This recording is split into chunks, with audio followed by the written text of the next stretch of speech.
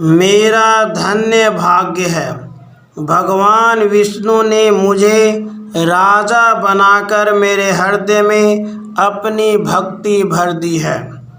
अनंत शयन तीर्थ में शेष साई विष्णु के श्री विग्रह को स्वर्ण और मणियों की मालाओं से समलंकृत कर महाराजा चोल मद उन्मत्त हो उठे, मानो वे अन्य भक्तों से कहना चाहते थे कि भगवान की पूजा में मेरी स्पर्धा करना ठीक नहीं है।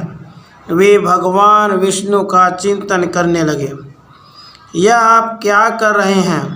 देखते नहीं कि भगवान का विग्रह रत्नों की मालाओं से कितना रमणीय हो चला है नयनों के लिए।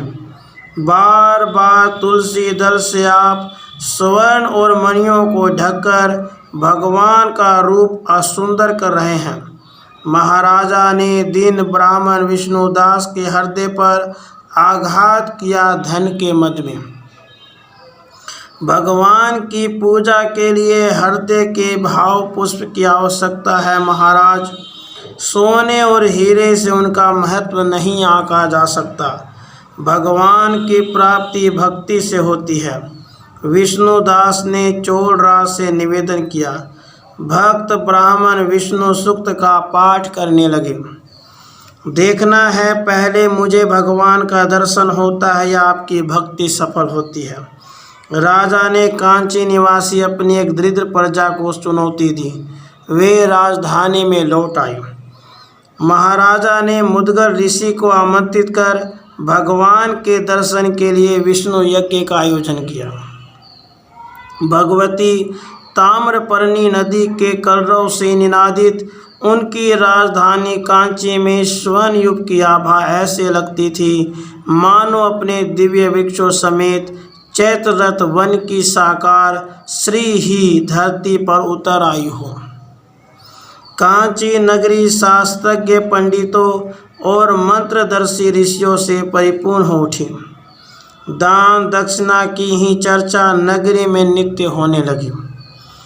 इधर दीन ब्राह्मण भी क्षेत्र संन्यास ग्रहण कर अनंत शयन तीर्थ में ही भगवान विष्णु की आराधना और उपासना तथा व्रत आदि का अनुष्ठान करने लगे। उनका प्रण था कि जब तक भगवान का दर्शन नहीं मिल जाएगा तब तक कांची नहीं जाऊंगा। वे दिन में भोजन बनाकर भगवान को भोग लगाने पर ही प्रसाद पाते थे। एक समय 7 दिन तक लगातार भोजन चोरी हो गया। दोबारा भोजन बनाने में समय न लगाकर वे निराहार रहकर भगवान का भजन करने लगे। 7वें दिन वे छिपकर चोर की राह देखने लगे। एक दुबला पतला चांडाल भोजन लेकर भागने लगा। वे करुणा से द्रवीभूत होकर उसके पीछे घी लेकर दौड़ पड़े। चांडाल मूर्छित होकर गिर पड़ा तो विष्णुदास अपने वस्त्र से उस पर समीर का संचार करने लगे। परीक्षा हो गई भक्तराज। चांडाल के स्थान पर शंख चक्र गदा पद्म धारण कर साक्षात विष्णु प्रकट हो गए।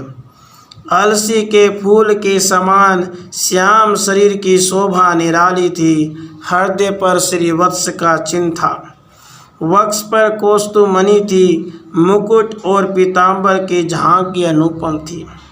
श्री विष्णु का दर्शन करते ही विष्णुदास के हृदय में सात्विक प्रेम का उदय हो गया। वे अचेत हो गए। वे उस मूर्छित अवस्था में नारायण को प्रणाम तक न कर सके। भगवान ने ब्राह्मण को अपना रूप दिया। विष्णुदास विमान पर बैठकर वैकुंठ गए। देवों ने पुष्प वृष्टि की। अप्सरा तथा गंधर्वों ने नृत्य गान किया। यज्ञ समाप्त कर दीजिए महर्षि। चोलराज ने मुद्गल का ध्यान आकृष्ट किया। उन्होंने विष्णुदास को विमान पर जाते देखा। यह सोचकर कि भक्ति ही श्रेष्ठ है, महाराज धधकते यज्ञ कुंड में कूद पड़े। विष्णु भगवान प्रकट हो गए। उन्हें दर्शन देकर वैकुंठ ले गए।